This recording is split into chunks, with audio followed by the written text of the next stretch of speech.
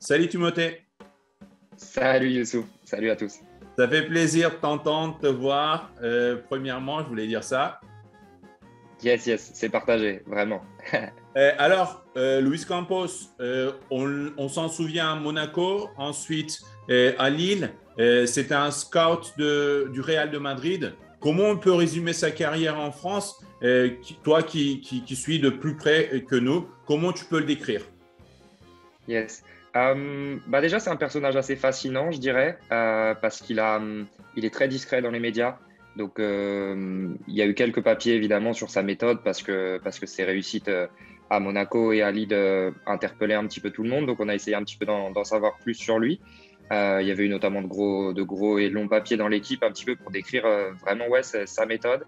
Mais lui, il donne très peu d'interviews, même en off, il parle un petit peu, mais c'est quelqu'un quand même de très discret et qui cultive un peu ça. Lui dit qu'il n'a pas besoin de ça en fait et qu'il préfère agir dans l'ombre.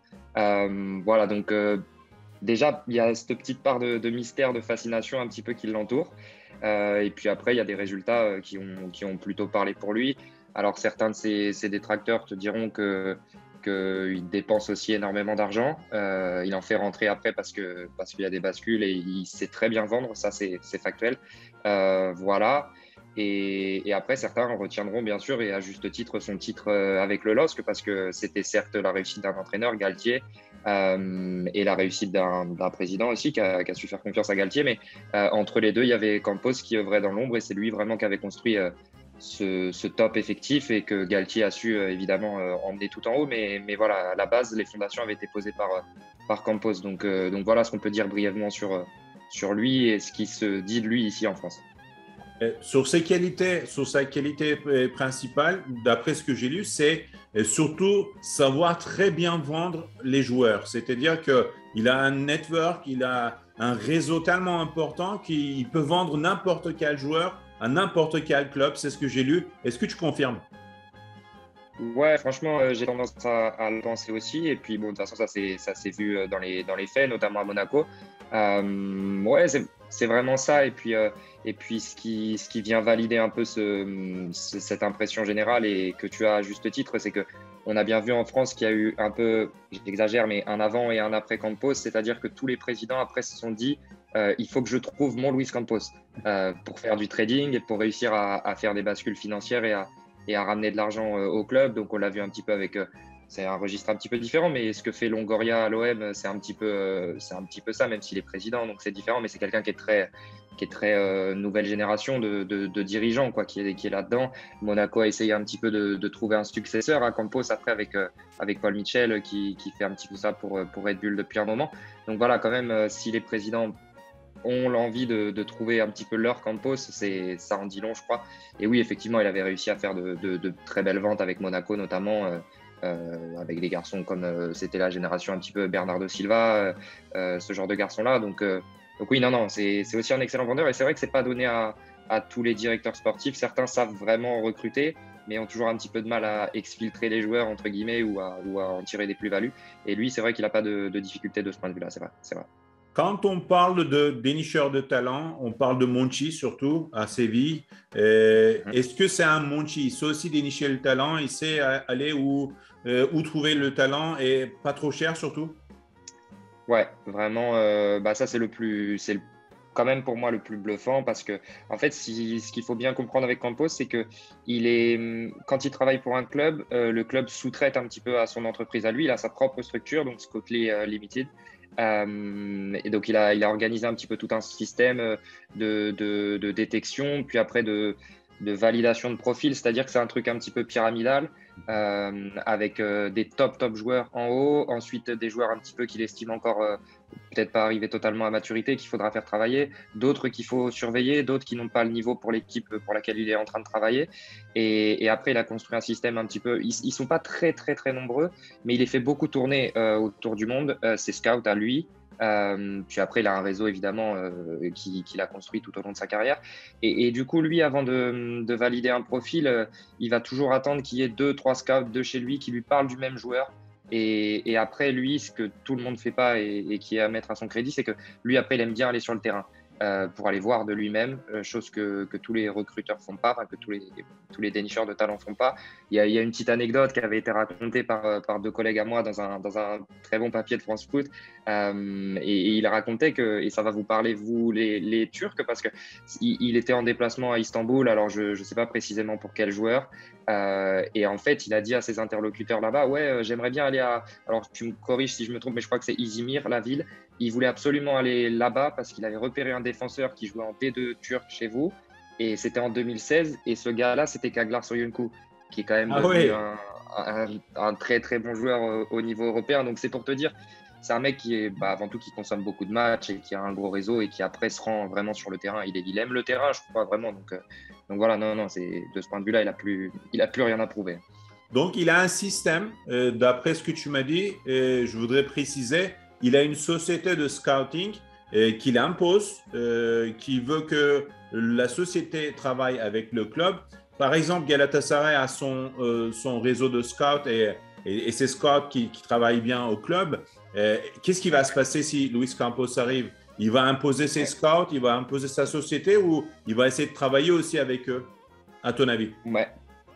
Le truc que te diront un petit peu certains des détracteurs de Campos, c'est qu'il aime bien travailler avec des gens de confiance, à lui donc. Donc ça, il va falloir voir comment il va traiter la situation à Galatasaray. C'est vrai que quand il arrive dans un club qui a déjà une structure bien en place, ça peut créer quelques tensions. Je sais qu'à Lille, il y avait eu des petites histoires un petit peu comme ça parce que, alors c'était plus sur la partie technique, mais si je dis pas de bêtises, et même j'en dis pas, j'en suis sûr, il avait fait le choix de nommer un nouvel entraîneur pour la réserve, qui collait un petit peu plus à la philosophie que lui entendait mettre en place. Il avait plus ou moins placé son préparateur physique aussi. Voilà, c'est quand même un directeur sportif qui est même pas sous contrat avec, enfin il est sous contrat avec le club, mais qui est pas salarié du club à proprement parler. Et ça peut faire un petit peu grincer des dents certains parce que oui, effectivement, il aime bien contrôler et il aime bien il met un tel investissement dans ce qu'il fait qu'il aime bien avoir un petit peu des hommes clés à des postes clés. Donc évidemment, ça peut être des petits points de crispation dans des clubs qui sont déjà très bien organisés avant que lui arrive, quoi. Je vais faire un peu l'avocat du diable. Quand on parle de société et d'une structure à part, on parle tout de suite de commission, de transfert arrangé, qu'on le veuille ou pas, hein, c'est le monde du foot, on les rencontre, ces choses-là. Est-ce qu'il y a eu des choses qui ont été parlées, qui ont été vues comme ça en France par rapport aux sociétés de Luis Campos? Yes. Déjà, je crois que ce qu'il faut dire, et tu l'as bien dit, c'est vrai que c'est un milieu à part, le foot, vraiment, où il y a tellement d'intermédiaires que parfois c'est dur un petit peu de savoir qui tire les ficelles. Mais ce qu'on peut dire, et ce qui était factuel, c'est qu'il a été cité dans les Football Leagues il y a quelques années de cela. Lui s'en est défendu en disant que le deal qui était visé par les Football Leagues était totalement légal. En fait, c'était une histoire de signature d'un jeune à Monaco.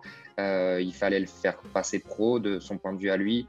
Et du coup, il a fallu un petit peu tout simplement verser une commission à des gens qui représentaient le jeune joueur. De mémoire, c'était des gens un petit peu de la famille. Donc, c'est des pratiques qui peuvent choquer un petit peu, mais lui, il se défendait en disant qu'il était resté dans les clous et que c'était tout à fait légal. Donc après, d'un point de vue de la morale, c'est encore une autre histoire, mais légalement, il n'a pas été condamné pour ça. Il a vraiment été cité dans les Football Leagues, mais ça n'avait pas abouti sur une condamnation. C'est pas quelqu'un qui a une réputation sulfureuse, honnêtement. Je pense qu'il y a des dirigeants qui ont plus de casserole, un petit peu comme on dit en France, que lui.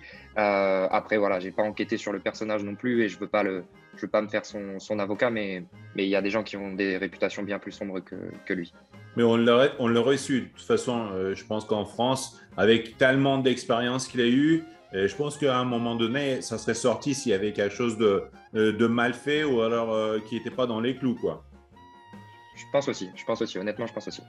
Alors, une chose qui me traîne dans la tête aussi, c'est qu'il a un caractère très spécifique et que quand on se mêle de ses affaires un petit peu, il a tendance à démissionner très vite et à abandonner le projet très vite. C'est ce qui s'est passé, je pense, à Lille, d'après ce que j'ai pu lire. À Monaco, un petit peu, les changements ne lui auraient pas plu par rapport au président, etc., par rapport à ce que voulait faire le président. Est-ce que vraiment ça a un caractère spécial et il faut le laisser travailler et pas s'en mêler? Ouais, bah, c'est un petit peu ça et j'ai envie de te dire que c'est ce qui fait sa force et aussi sa faiblesse. C'est quelqu'un qui sait très bien trouver sa place entre un président et un coach, mais par contre, il faut qu'il ait la confiance et du président et du coach. Donc, Mhm. s'il y a une de ces composantes-là qui n'est plus réunie, ça peut devenir très compliqué. C'est pas quelqu'un de foncièrement conflictuel, mais par contre, oui, effectivement, s'il y a une donnée qui est plus, qui est plus validée, enfin qui est plus en place, s'il perd confiance en quelqu'un, ça va être vite terminé. Je sais que par exemple, ça se passait très très bien à Lille entre Gérard Lopez et Christophe Galtier. Lui avait vraiment son champ de compétences et naviguait très bien là-dedans. À Monaco, il avait la confiance de Vassiliev, donc ça facilitait les échanges. Mais après, effectivement, dès qu'il y a quelques modifications au sein des organigrammes, ça peut susciter des crispations chez lui. Encore une fois, je te le disais, c'est quelqu'un qui aime bien qui aime bien avoir confiance dans les gens avec lesquels il travaille, et qui va peut-être pas faire preuve de beaucoup de souplesse si effectivement il y a certaines conditions qui disparaissent. Donc oui, ça c'est peut-être un petit point de crispation. Après, il a quand même fait 2 fois 3 ans, si je dis pas de bêtises, 3 ans à Monaco, 3 ans au LOSC. C'est pas non plus, tu vois, c'est pas 6 mois, c'est pas un an. À l'échelle du foot, 3 ans, c'est relativement long, entre guillemets, même si c'est vrai que. Et après, c'est quelqu'un qui bosse très vite. Donc finalement, en 3 ans, il a déjà laissé un héritage assez conséquent quand il part, en termes d'actifs de joueurs, j'entends. Donc voilà, je pense que si tu demandes à Monaco et à Lille s'ils ont été satisfaits d'avoir bossé avec lui, je pense que et les fans et les présidents et les banquiers seront un petit peu contents d'avoir fait appel à lui. Donc voilà, faut pas non plus noircir trop le tableau de ce point de vue-là, je pense. Actuellement, il y a eu une crise financière dans le foot turc, donc les clubs ont tendance à moins dépenser et ils veulent surtout vendre d'abord, après dépenser. Est-ce que c'est une méthode qui peut convenir à Luis Campos, d'abord vendre et après recruter? Ouais, après, vraiment, s'il dispose de très peu de moyens, ça va devenir compliqué quand même. Après, disons comment dire ça, en France, il a su faire de très très grosses bascules financières sur des joueurs. Et tu vois, l'exemple le plus typique et marquant un petit peu de sa méthode, c'est être allé chercher Osimhen à l'époque à Lille. Et après, il a su le remplacer par Jonathan David, qui certainement sera transféré très cher aussi. Mais à la fois, c'est pas des garçons qu'il a payé 2 millions d'euros. Tu vois, il a quand même fallu verser un chèque avant de penser à les vendre des années plus tard. Donc quand même, il lui faut une enveloppe un petit peu. C'est pas un Magicien. magicien, quoi. À un moment donné, ouais, voilà, il faut quand même qu'il ait quelques moyens. Après, c'est aussi quelqu'un qui a l'air de bien s'adapter au contexte dans lequel il évolue. Donc, où il a eu des garanties de la part de Galatasaray, mais ça, c'est toi qui le sais, où il a déjà en tête le fait que lui, il est capable de faire avec peu. Et pour le coup, je pense il a tellement de joueurs en tête et déjà, il a tellement de joueurs dans sa base de données à lui que je pense, tu sais, qu'il a des joueurs qui sont susceptibles de convenir à tel ou tel niveau, tu vois. Donc, évidemment, il y a des mecs qu'il va pas pouvoir faire signer parce que c'est déjà trop cher, mais il doit avoir des mecs un petit peu plus prometteurs qui coûtent un peu moins cher en ce moment parce qu'il a souvent un coup d'avance au final. Donc, si tu achètes le mec avant qu'il explose, ça peut le faire. Mais il faudra quand même signer quelques chèques, je pense. Il peut s'adapter à toutes les cases, en fait, tu vois, tous les budgets. Je pense quand même, ouais. Euh, On va voir, mais je pense. Une des situations qui peut le déranger aussi, ça je veux le demander aussi, il y a Domenic Torrent, l'ancien adjoint de Pep Guardiola qui est arrivé à Galatasaray il y a 2 semaines. Et donc, directeur sportif après le coach. On sait qu'il aime bien choisir son coach, on sait qu'il aime bien faire l'organisation du football lui-même. Est-ce que ça peut déranger? Est-ce il peut demander un changement si ça ne lui convient pas? Bah déjà, je vais te poser la question à toi. Est-ce qu'il n'était pas au courant de ce move-là? Je sais pas. J'en sais rien. J'ai pas d'infos sur la question, mais peut-être qu'il est déjà en pour parler depuis un petit moment. Ça se peut, Euh, ça se peut. je sais pas. C'est vraiment juste une supposition, mais ça se peut.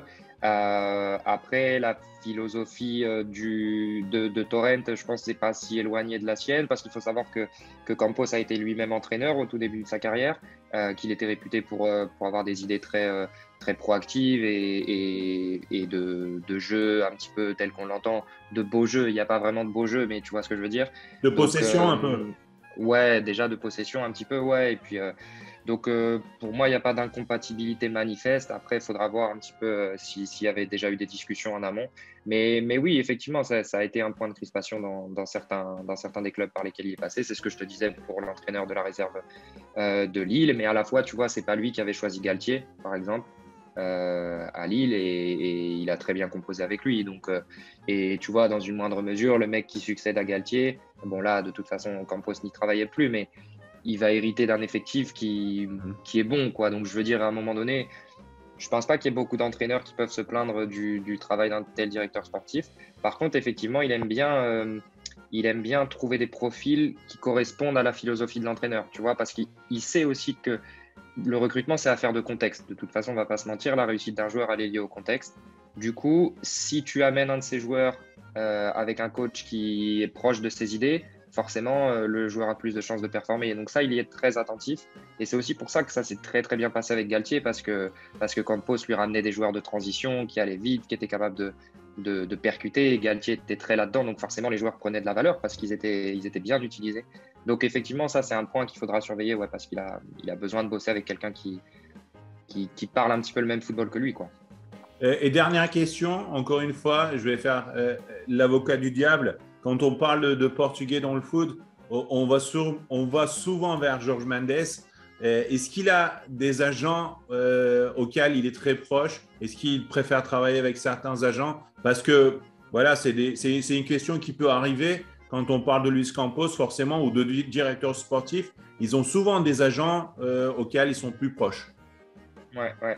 Ben ça, tu sais, c'était des inquiétudes qu'il y avait un petit peu au moment de son arrivée à Monaco. Tout le monde s'est dit, ah, c'est bon, Mendes, il a la main sur Monaco, c'est lui qui va faire les mercatos de Monaco. Et en fait, ça a presque été plus vrai avant l'arrivée de Campos qu'à posteriori, tu vois. Donc, comme quoi, il y a eu Bernardo Silva après qui a atterri à Monaco, mais c'était vraiment la recrue un petit peu majeure où tu pouvais faire la connexion entre Campos et Mendes. Mais la vérité, c'est que ça, c'était au début. Je pense qu'il s'est un petit peu servi, mais au bon sens du terme, mais de sa relation avec Mendes pour un petit peu infiltrer certains cercles, etc. Mais depuis, c'est presque lui en fait qui est devenu incontournable. Mendes l'est resté, mais je veux dire, Campos est devenu quand même un peu une Figure. personnalité, voire une figure du monde du football. Tu sais, c'est quelqu'un qui a ses entrées encore au Real Madrid, c'est quelqu'un dont le nom a circulé à Milan, c'est quelqu'un dont le nom a circulé à Tottenham. Enfin, maintenant, ça y est, c'est quelqu'un de très installé, donc je pense qu'il peut discuter vraiment avec tout le monde, s'asseoir à la table de beaucoup, beaucoup d'agents. Et puis, tu sais, nous, on a pu un petit peu sortir ça dans France Foot récemment. C'était pas moi, mais des collègues à moi qui expliquaient que au moment, parce que Campos est très proche de la famille Mbappé, il a toujours eu une bonne connexion avec Kylian. Et pour le coup, Paris s'était un petit peu posé la question de savoir si, tiens, l'interlocuteur idéal pour espérer prolonger Kylian, c'était pas finalement Campos. Tu vois, pour te dire comment les rapports de force ont été un petit peu bouleversés, tellement c'est quelqu'un qui a pris de l'importance dans le milieu du foot. Ça s'est pas fait et Campos est arrivé chez vous, mais tu vois, c'est pour te dire la place qu'il a pris. Donc dire qu'il est dépendant d'un agent, je pense que ça a peut-être été vrai à une période et encore, et en tout cas ça l'est plus. Donc non, je pense que il n'y a pas trop de soucis à se faire à ce niveau-là. Donc, si je résume, c'est quelqu'un de clean, qui a une méthode particulière, qui aime travailler, qui aime avoir des responsabilités, qui n'est proche d'aucun agent, qui n'a pas de casserole, comme on dit en français, et qui a une méthode bien précise, qui a bien marché à Monaco et à Lille. Et donc, pas de problème s'il est au courant de Torrent, pas de problème s'il a une petite enveloppe pour pouvoir dépenser. Et ça pourrait marcher, ça pourrait être une bonne chose pour Galatasaray. C'est ce que j'ai compris si je résume bien. Ouais, je pense que tu as fait la synthèse un petit peu. Peut-être que je suis un petit peu trop flatteur à son égard, mais en même temps, il a eu des résultats qui parlent pour lui, quoi. Donc à la fois, ce qui vient valider à la fin le travail de quelqu'un, c'est ce qu'il est, c'est ce qu'il a fait. Alors, peut-être ce qu'on n'a pas évoqué, c'est qu'il y a aussi eu quelques échecs dans le recrutement. Tu vois, si on veut vraiment creuser, il y en a eu, hein. Il n'y a pas eu que des succès. À Monaco, il y a eu des joueurs un petit peu dont on n'a pas entendu parler, sur lesquels il n'a pas fait de bascule financière derrière. Donc ça, c'est pas à négliger non plus. Il faut le souligner quand même. Je sais pas si je l'avais fait. Donc voilà, parfois, il arrive qu'il se trompe. Mais encore une fois, tout dépend du contexte. Tu sais, un joueur, pour X raisons, parfois, tu investis une grosse somme sur lui et puis ça ne fonctionne pas. Mais je pense qu'il a quand même plus de réussite que d'échecs, quoi, si tu fais le bilan global des joueurs qu'il a signés. Timothée, je te remercie. Oui, Et peut-être le seul petit truc que je peux ajouter, et ça te reviendra certainement aux oreilles un petit peu plus tard, une fois qu'il aura commencé à travailler, c'est que parfois certains diront qu'il va s'attribuer tous les mérites sur la signature d'un joueur, alors que d'autres personnes ont été impliquées. Tu vois, par exemple, Osimhen, c'était lui qui a validé le profil, etc., et qui l'a installé à Lille et qui a cru en lui. Et je pense qu'Osimhen est reconnaissant de ça. Mais la vérité, c'est aussi que Osimhen, on lui avait glissé depuis longtemps, que lui avait été un petit peu prudent au début. C'est pas lui qui est un jour tombé sur lui et qui a dit c'est ce gars-là et il va être transféré pour 50 millions à Naples. C'est toujours un petit peu plus compliqué, quoi. Donc voilà, il n'est pas non plus tout seul et c'est peut-être le petit point où on peut souligner ouais, ça fait parler certaines personnes, quoi, on va dire ici. Mais voilà. ouais. Bon, avec des gens qui sont aussi, qui sont aussi bons dans le foot, on peut avoir un ego un peu surdimensionné, il n'y a pas de problème, hein. C'est Tout le exactement monde, ça. tout le monde comprendra, il n'y a pas de problème. Bah, je te remercie, Voilà.